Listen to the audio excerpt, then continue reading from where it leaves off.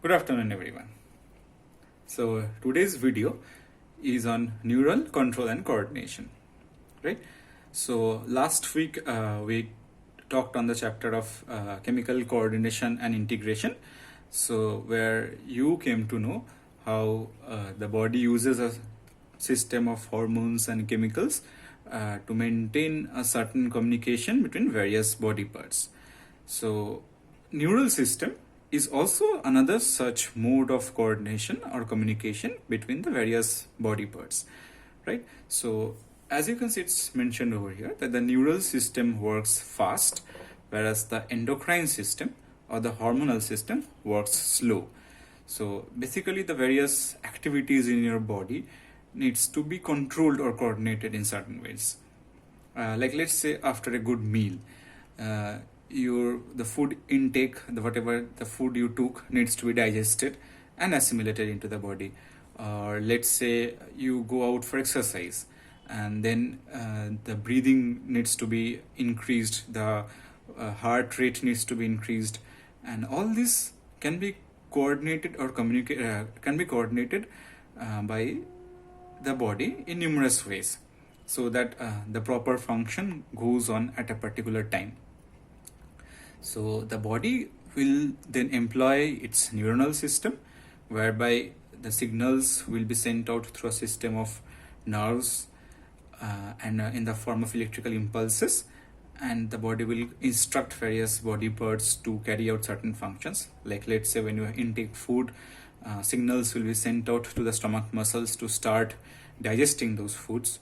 Let's say when you start running faster, the heart muscles would be sent out signals to increase the rate of heartbeat, so that let's say more blood is pumped to various parts of your legs and hands to help you exercise better and deliver the required oxygen along with that blood.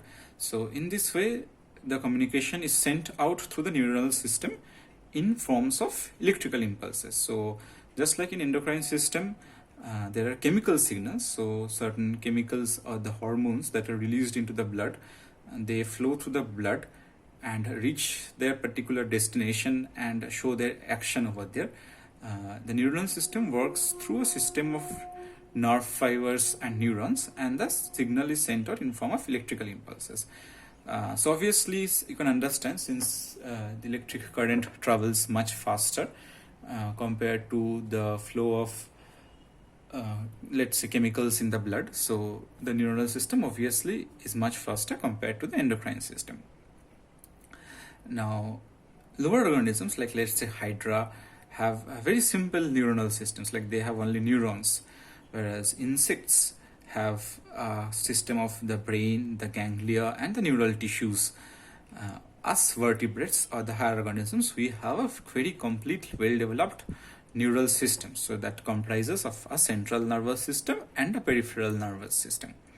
So we will talk about the details of this neuronal system in vertebrates, and particularly human beings, in this chapter. So as I mentioned, the neural system can be classified into a central nervous system and a peripheral nervous system. So what is that? Let's say the central nervous system consists of the brain and spinal cord. So these are the very basic or the very essential part of the neural system that are necessary to maintain this communication and coordination. So, and let's say it's a sort of a communication from the government. Like let's say you have a central government that operates in Delhi, and then you have state governments that operate in the level of states.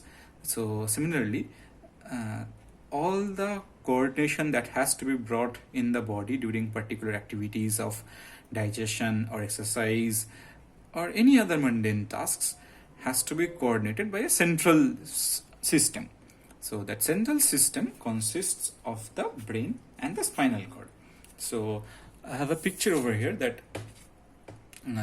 shows us this central nervous system. So as you can see, this in this human body, here lies the brain, and here lies the spinal cord. Now basically, as you know, we have the vertebral column that runs through our back, and in this vertebral column there are the individual vertebrae, or the independent units that constitute the entire column. So you can see the independent vertebra in this picture. So you can see this, all these are the independent, these are the cervical, the thoracic, the lumbar, the sacral, and the coccygeal vertebra. And in every vertebra there is a small pathway or a canal in between, and through that canal the spinal cord moves from the brain and below. So here lies the brain inside your skull, as you know, obviously, and then the spinal cord is sent out from the brain, which travels in between the every vertebra of the vertebral column and runs from the brain downwards. So this brain and the spinal cord, these two together, these components are known as the central nervous system. Okay, so after this, other than the central nervous system, there are the peripheral nervous system. So all the neurons that basically flow out from the spinal cord, and all the neurons that flow out from the brain and reach the various parts of your body, they constitute the peripheral nervous system. So all the information processing and the basic information coordination that has to happen occurs in the brain and the spinal cord, and then the signals are sent out through a system of nerve fibers, and those nerve fibers fall under either the somatic neural system or the autonomic neural system. So what is the somatic neural system? This relays impulses from the central nervous system to the skeletal muscles. So let's say you do an activity like you have to raise your hand, or you have to move from one place to another. Then you move your legs and go from one place to another. So after the decision is taken that you need to raise your hands, the signals are sent out to nerve fibers, and the impulses are sent out to the nerve fibers, and those impulses reach your skeletal muscles. Let's say the skeletal muscles in the hands, the skeletal muscles in the feet, and then you move those muscles and bring about the action of raising your hand or moving your legs, etc. So the nerve fibers that bring about this action are collectively under the branch of the somatic neural system. So the somatic neural system brings about generally the voluntary actions, the actions that you decide on your own. Like let's say you decide that I need to move from point A to point B. So this is an action that you decided that I will do on my own, and then your brain and the central nervous system sends out the particular nerve impulses to those skeletal muscles to bring about this particular voluntary action, and these neurons then fall under the somatic neural system. Let's say then there are certain other actions that are involuntary. So you do not actively decide that this particular function you will do. Like let's say breathing, or let's say digestion, or let's say the process of excretion. So when you run faster, you do not actively instruct your lungs or actively instruct, let's say, your heart to beat faster to increase the flow of blood and oxygen to various parts of your body. The brain takes the decision on its own. So these fall under the involuntary system of control. So the things that happen in your body without your direct decision making or involvement, the things that goes on happening on its own, are known as those involuntary functions. Like the process of breathing, the process of digestion. You basically eat the food, and then all the signals are sent to the entire digestive system to get that food digested and assimilated. You do not have to actively decide that, okay, right now I'll digest the food, or do not actively decide, okay, right now I'll instruct my heart to beat faster so that I can run faster. These decisions are taken independently by your nervous system. So these fall under the category of involuntary actions, and the nerve fibers that controls these involuntary actions falls under the group of the autonomic neural system of the peripheral nervous system. So the peripheral nervous system once again is divided into the somatic neural system that relays impulses from the central nervous system to skeletal muscles to bring about voluntary actions, whereas the autonomic neural system relays information from the central nervous system to smooth muscles and involuntary organs to bring about the involuntary actions in your body. Then again, the autonomic neural system can also be classified into the sympathetic system and the parasympathetic system. And we have something else that is also known as the visceral nervous system. So this is basically a part of the peripheral nervous system which comprise of the whole complex of nerve fibers, ganglia and plexuses, which from which the impulse travels from the central nervous system to the viscera.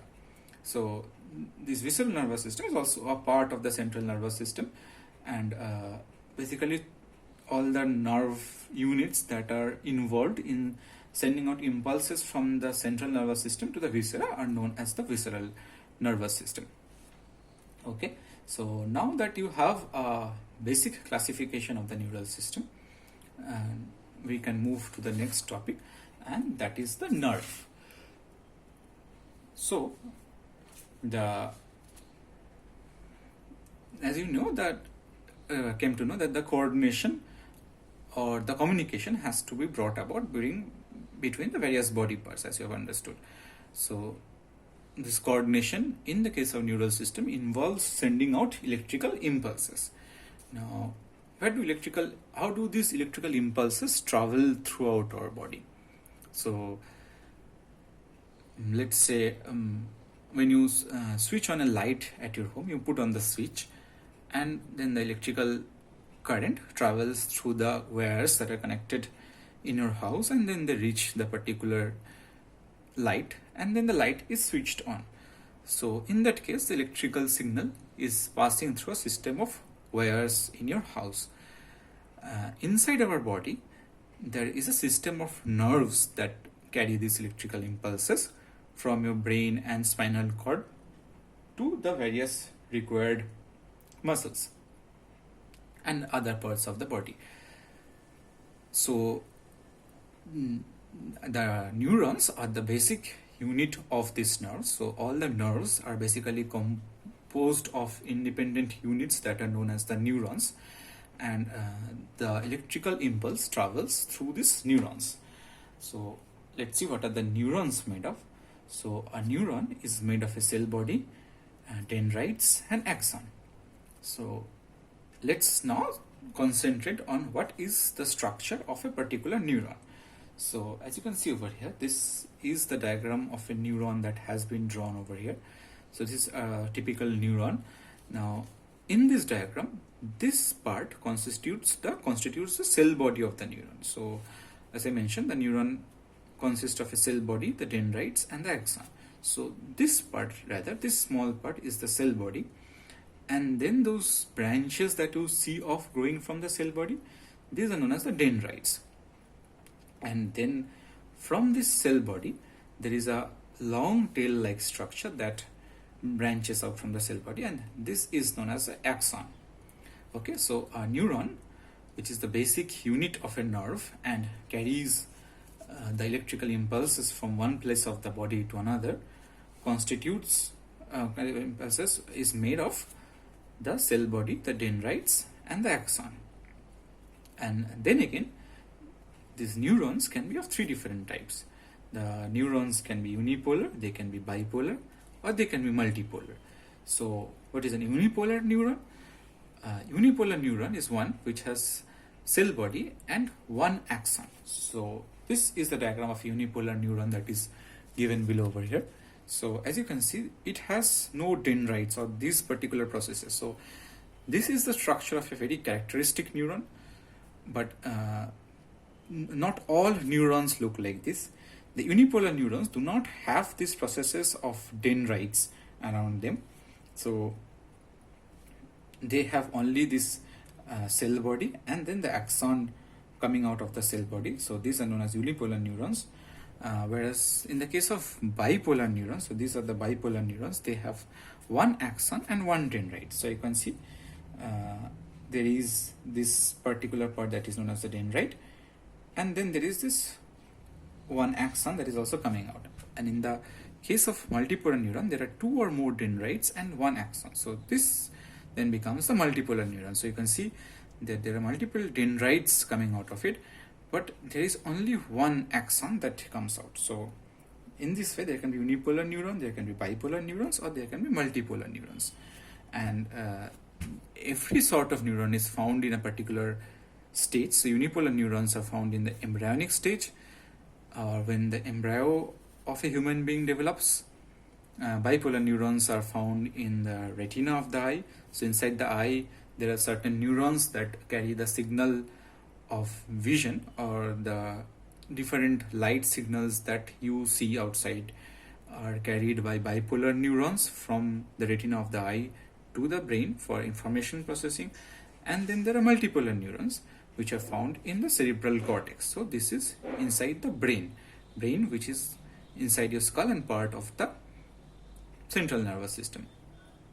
So focusing a little more into the details of the structure of a characteristic multipolar neuron, you find that inside the cell body there are small granule-like structure. These are known as the Nissl granules. Then there is a nucleus, and this long fiber that comes out through which the electrical impulse travels is known as the axon. And then this axon is covered with a myelin sheath. So the myelin sheath are basically covering of the axons, which are produced by the Schwann cells. So these are particular cells that you can see.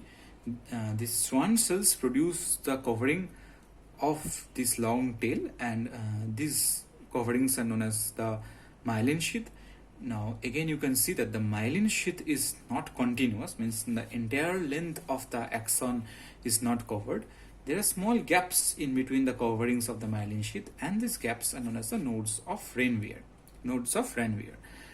And so let's say a nerve impulse or a signal that comes from this direction is received by these dendrites over here, and this nerve signal passes down this axon and then comes down to here, the synaptic knobs, and is distributed to downstream neurons over here. So this neuron received the signal through its dendrites from a preceding neuron, and then it sent down that particular signal through this axon, and this signal then reaches the synaptic vesicles. And what are these synaptic vesicles, how do they operate, everything I'll talk about it. And there then lies a second neuron at this part, and the information is passed on to that neuron, or the signal is passed on to this neuron. So in this manner, neuronal system operates. A neuronal system transmits the signal from one neuron to the another, and transmits basically the electrical signal from one neuron to another. So as you saw that a neuron can be made of cell bodies, the dendrites and axons. They might be unipolar, bipolar, or multipolar. And then again, axons can be myelinated, like the axons in the spinal and the cranial nerves, whereas they can also be non-myelinated. So this coating of the axons, they might be absent, and those neurons are known as autonomous or somatic neural system. Okay. So in this page, we basically covered the structure of a typical neuron and what are the different types of neuron. So in the next page, let's study how the nerve impulses are transmitted. So as I mentioned that the nerve impulse, or the communication from the brain to various parts of your body, are sent as electrical impulses. So an electric current flows from the head of a particular neuron, from the dendrites to the cell bodies, and through the axon.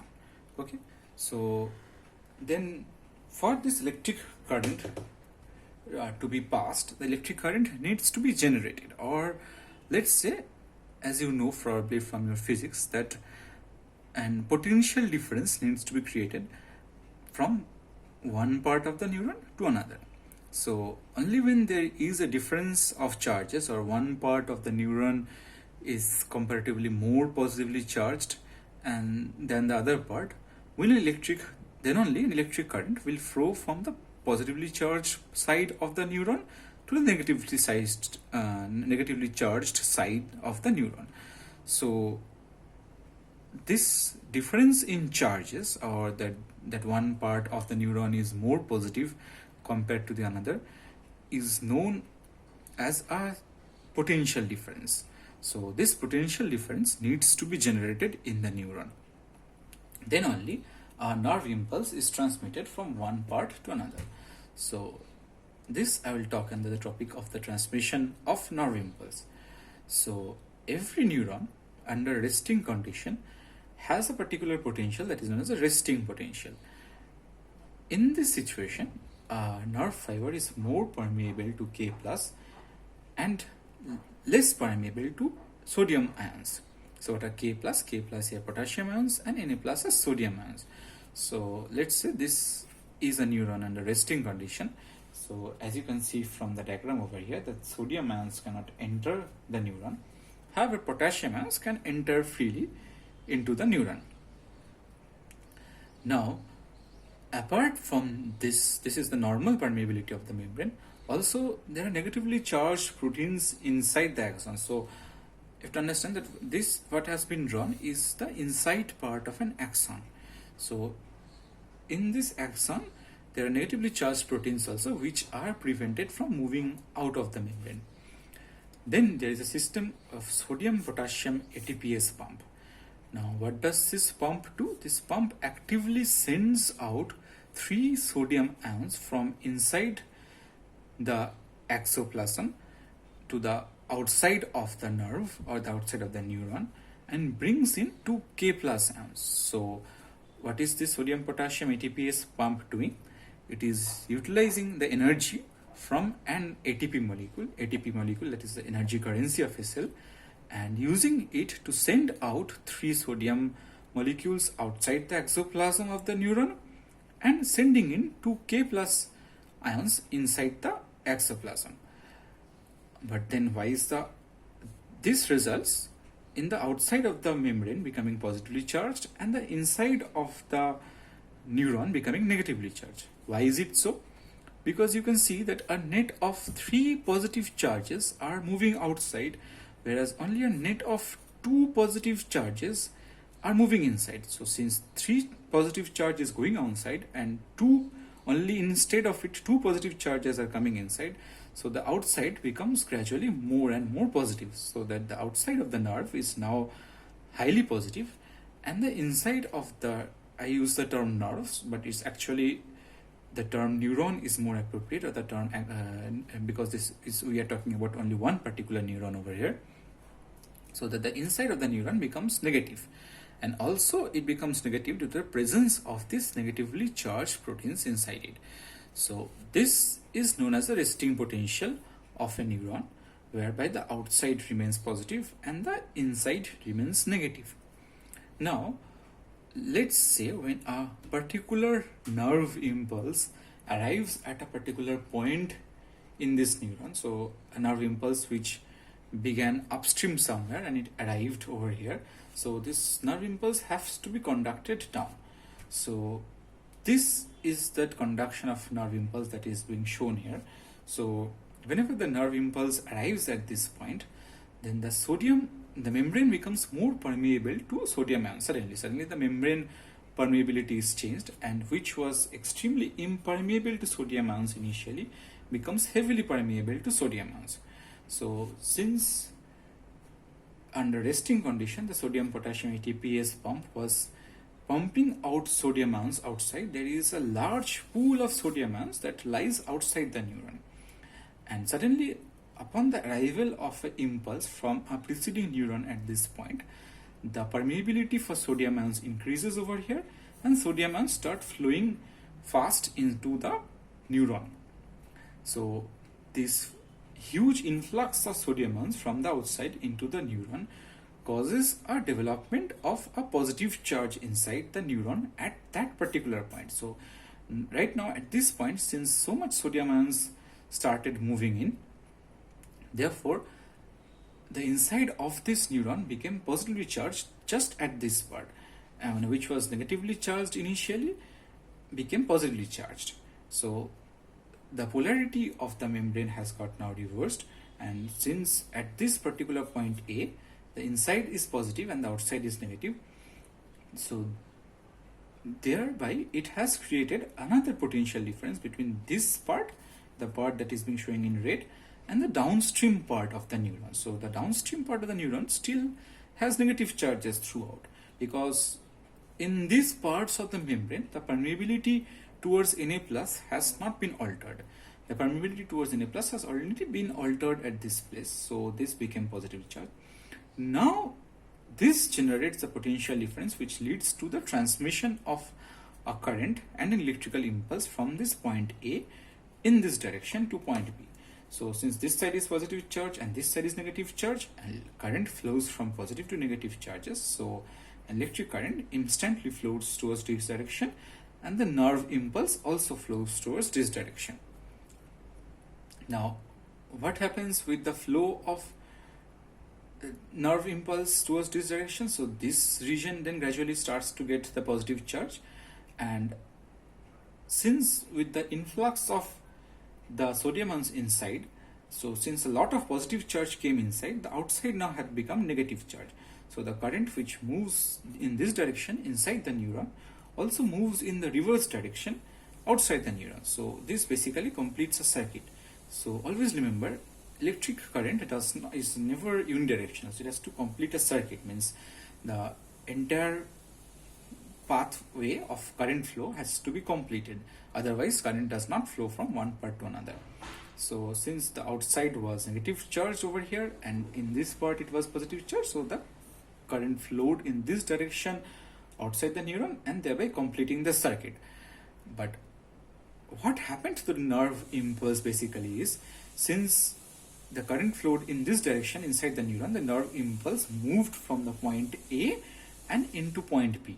So in this way, the impulse that originally arrived at point A was moved to the point B, and again the cycle continues. Again this point B now becomes more permeable to sodium ions, and so this region gets gradually positive charges, and since again this is comparatively more positive compared to the downstream of the neuron, so again the current moves from this direction to this direction, and now this region receives the charge, and again this region becomes more permeable to sodium ions, and again this becomes positive.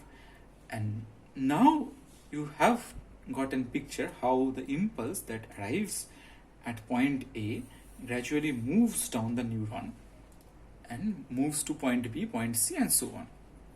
So these procedures that I described, that arrival of an impulse at point A, the change in the membrane permeability at point A, and then the movement of the current from point A to point B and the transmission of the impulse from point A to point B occurs very fast. And in this manner, whenever an impulse arrives, it travels rapidly down that neuron and moves on to the required part of the body. So like, let's say you had to raise your hand to do a particular work, so immediately the nervous signal from the brain arrived at your hand within fraction of a second and your hand moved. So you have to can understand that how fast these procedures of change in membrane permeability and the transmission of electric current is occurring. Now here we are talking only about one neuron. So this is the conduction of the impulse through an electric current within one neuron. But let's say from your brain to your leg muscles, it's a long path. So there are multiple neurons that are involved in transmission of a signal from your brain to extreme parts of your body. So in those scenarios, there is a junction between one nerve and the next, and that junction is known as the synapse. So where one nerve fiber ends and another nerve fiber begins, that point is known as a synapse. And as you can understand, that the nerve impulse that was generated, it must be transmitted through these synapses also to maintain the communication. And how does our body achieve this? Let us find out. So from the diagram over here, you can understand that this is the end of that axon, and this is the axon terminal.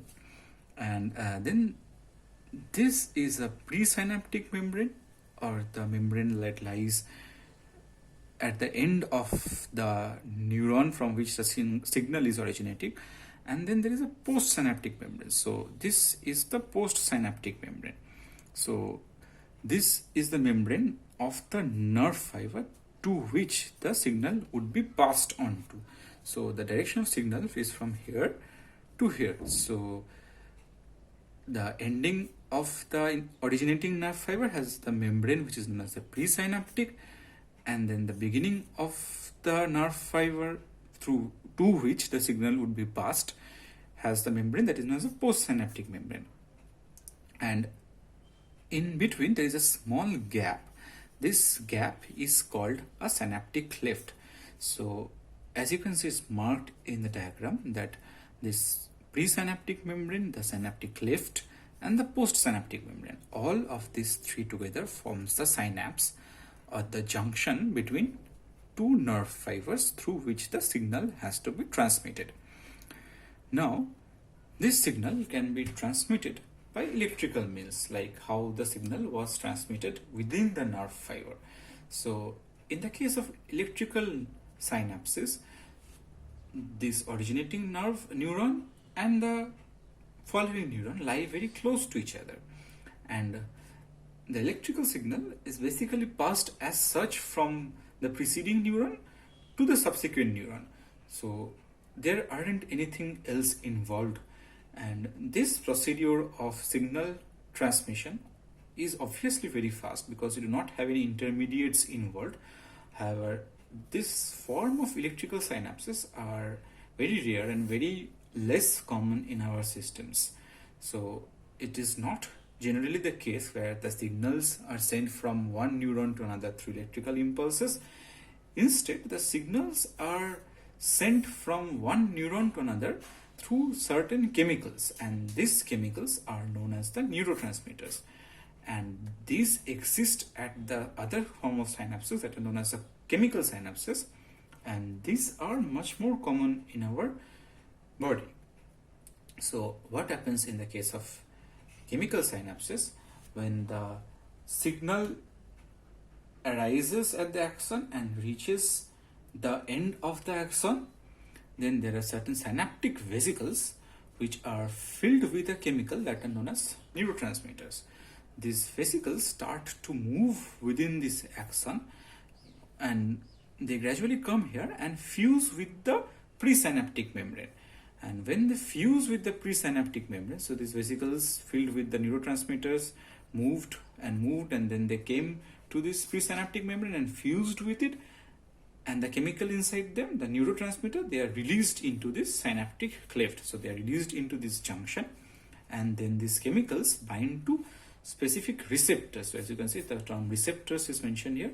These chemicals bind to the specific receptors onto the next neuron, and then the nerve impulse is generated in the subsequent neuron after the binding of these chemicals known as neurotransmitters to the receptors. So this is a second method of transmission of impulse from one neuron to the other, and is indeed a much more common method in our vertebral systems in human beings compared to the electrical synapses. And like neurotransmitters, there can be some like acetylcholine. There are many other neurotransmitters also, like dopamine, etc. So some of these neurotransmitters are known as excitatory, some are known as inhibitory, depending upon whether the impulse that they transmit onto the subsequent neuron is of excitatory in nature or is of inhibitory in nature. Okay, so till now, therefore, you have learned that our neuronal system is comprising of a central nervous system that is made of the brain and spinal cord, and then there is a peripheral nervous system which is composed of basically numerous neurons, the cell bodies of neurons, the axons of neurons. And since to maintain this communication, the signals have to be sent through certain electrical conduction methods. So the electrical conduction method works within the neurons, whereby utilizing the sodium potassium ATPase pump and difference in membrane potentials, the signals are sent down the neurons, and then when there is a junction between one neuron to the other, that junction is known as a synapse, and through the synapse the signal may be transmitted either by electrical means, which is very rare, and mostly by chemical means, by the form of neurotransmitters, which is the more common of the two methods.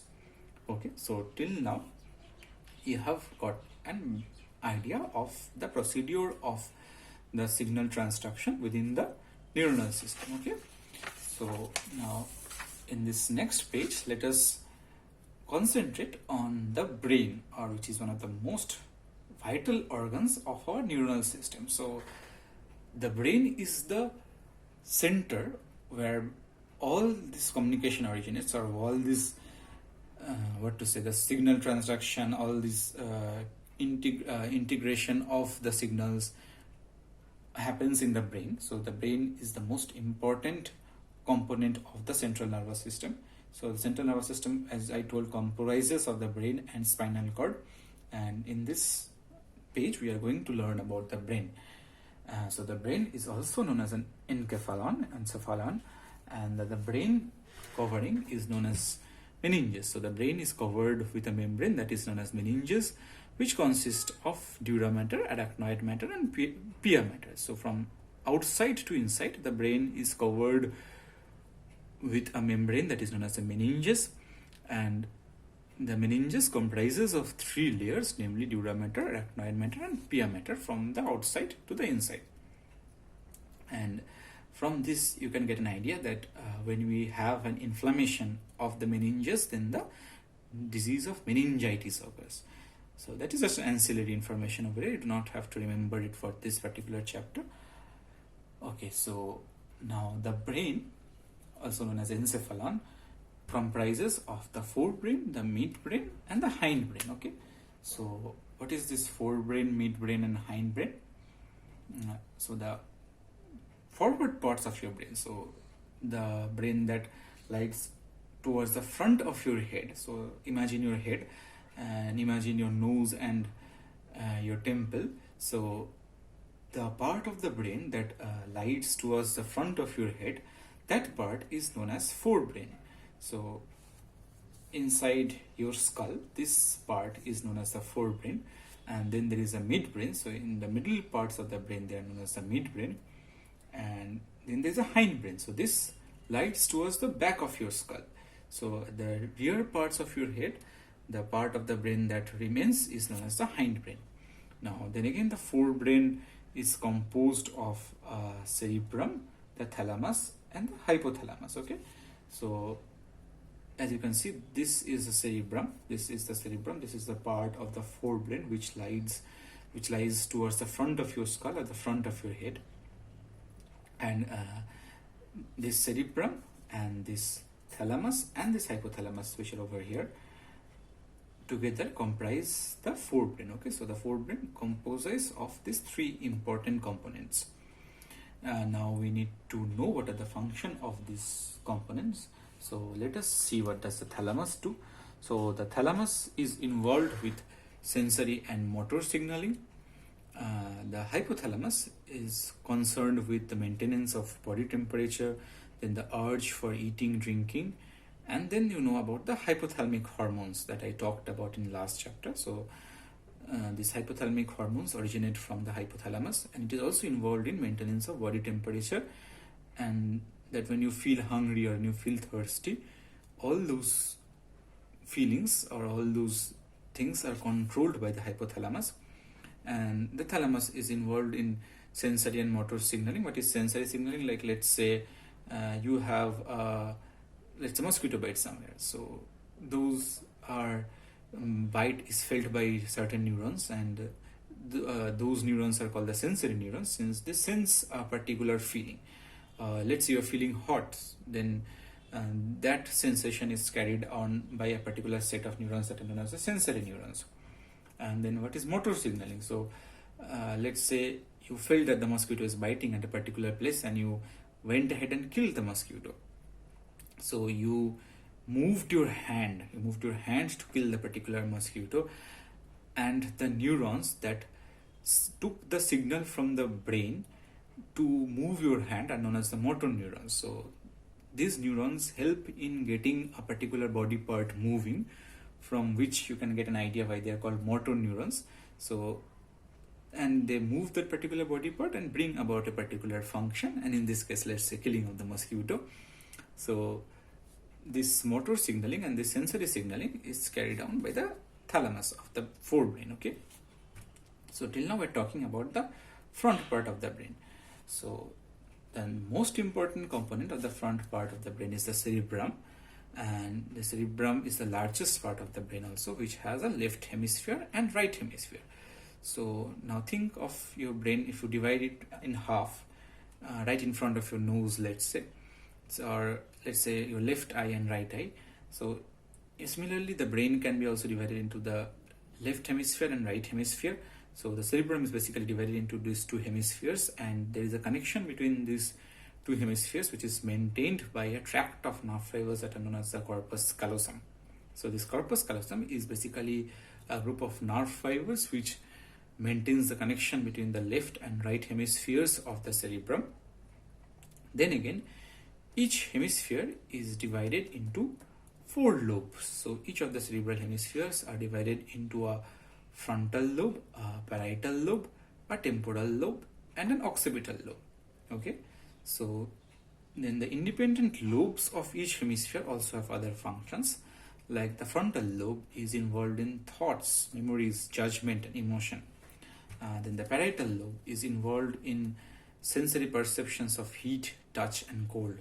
The temporal lobe is involved in processing of sound and language, and the occipital lobe is involved in vision.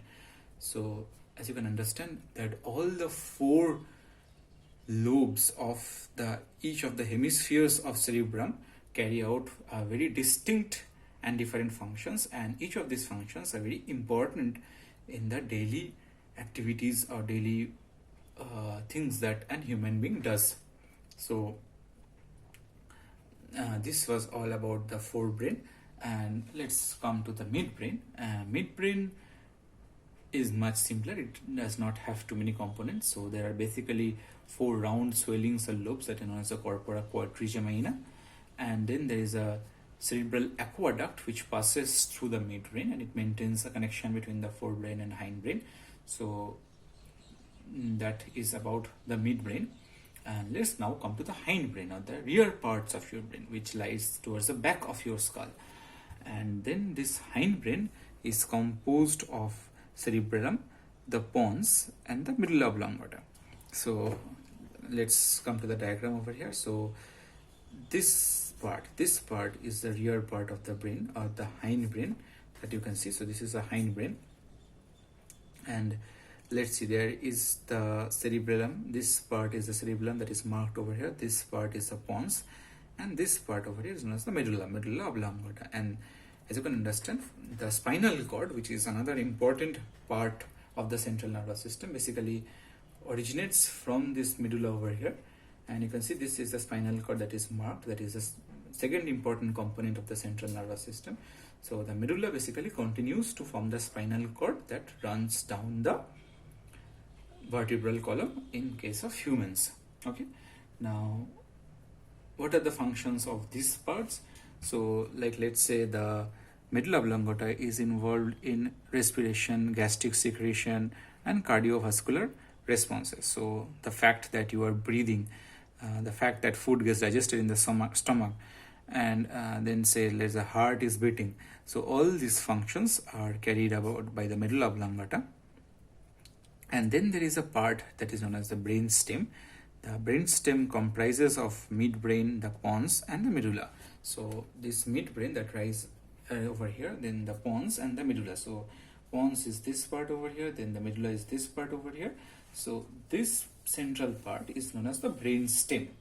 So it is important to understand which parts of brain are classified as what, and it's also important to remember what are the functions of each of the part of the brain, because you will get MCQ questions from all these parts, like asking that what is the function of different parts of forebrain, what is the function of different parts of hindbrain, etc. Okay, so all this was about the brain, or one of the most important components of the central nervous system. Now let us come to another topic that is known as reflex action. So what is a reflex action? Like, let's say you touch something very hot and then immediately withdraw your hand from it, right? So you did not have to actively think that I have touched something hot, so I should remove my hand from it to protect it. Your body does it very involuntarily, or your body does it on its own. So this sort of actions that the body can bring about to bring about a movement of the parts of your body, like hands and feet, which are generally under voluntary control. So like, let's say when you move, then you move your legs. When you grab something, then you move your hands.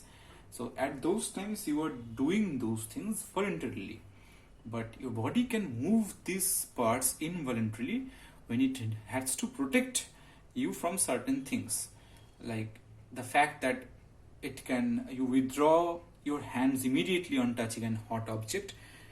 That is extremely done involuntarily, right? You do not think about it that I'll move my hand from it. You immediately withdraw your hand. So this is an involuntary response to peripheral nervous stimulation. So why it is peripheral nervous stimulation? So when you touched an hot object, there are sensory neurons over there that immediately detected that you have touched something that is hot, and then it sent that signal to the brain, and your brain, sorry, not to the brain, it sends it to the spinal cord. So this is an important part to remember, that a reflex action does not involve the brain. A reflex action involves only the spinal cord of the central nervous system. And whenever this sensory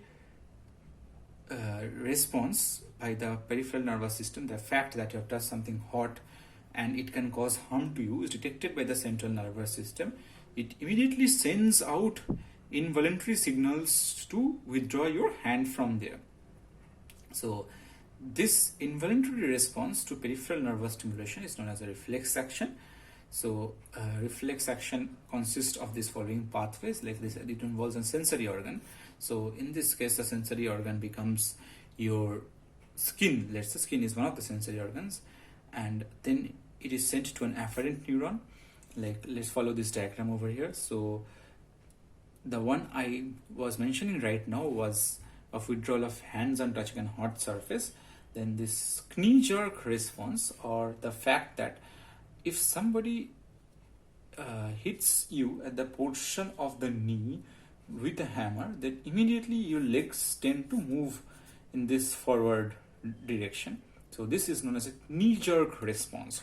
This is a pretty unique response that is observed in humans, and this is also achieved through the reflex action pathway. So the same principle goes on. If the sensory neurons at this part detect this impact of hitting of the hammer, then they send out particular signals through the afferent pathway or through sensory pathways, and then they reach a dorsal root ganglion.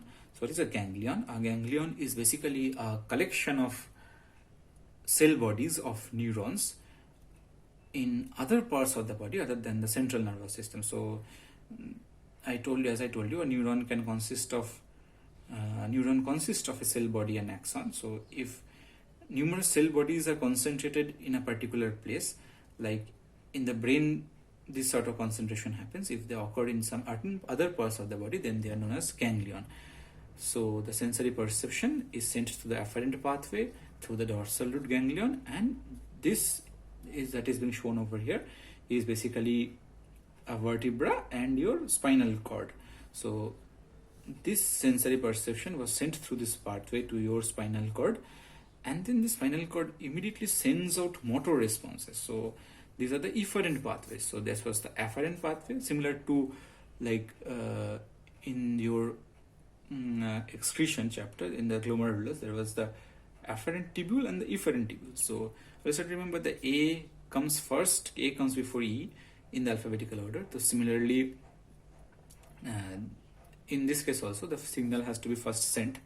So therefore the pathway through which the signal is sent is called an afferent pathway. So A comes early, and then it reaches the level of the spinal cord of the central nervous system, and immediately the spinal cord sends out motor responses to the efferent pathways to the muscles that are present in the leg, and your leg moves in this direction. It is more easy to understand this in terms of, let's say, touching a hot object. So immediately when you touch a hot object, the sensory neurons will send that particular signal that you have touched something hot to your spinal cord, and immediately your spinal cord will send a response that you need to remove your hand from there so that your hands do not get burnt.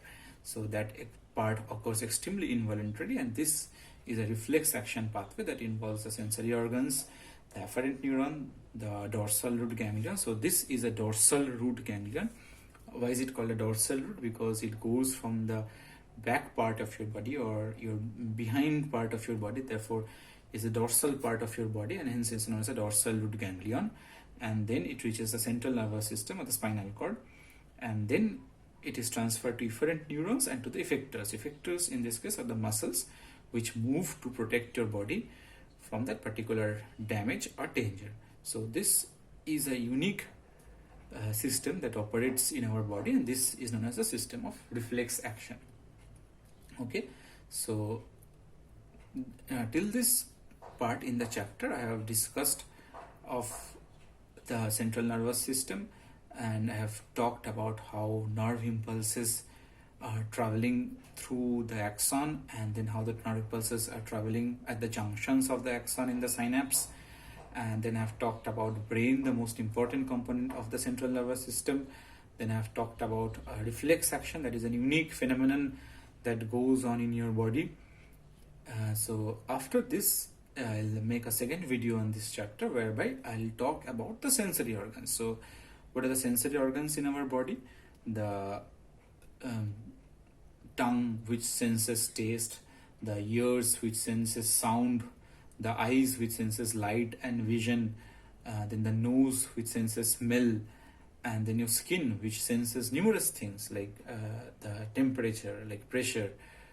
So these are all 5 different sensory organs in our body, and these 5 different sensory organs detect actually more than 5 different senses. So though you have 5 sensory organs, but your skin can actually detect numerous things.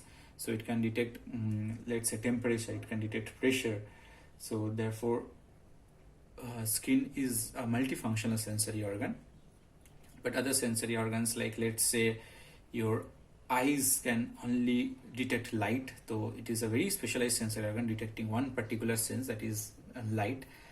But then again, your ears can sense 2 different things. Your ears can sense the sound waves that are traveling through the atmosphere, and it can also detect your position of the body. So when you tend to get inclined towards one side, or when you tend to fall over, so and immediately correct your body posture so that you do not fall over. So that is also sensed by the ears. So in the next part of the video I will talk about those 2 particular sense organs, the eyes and the ears. So till then, thank you.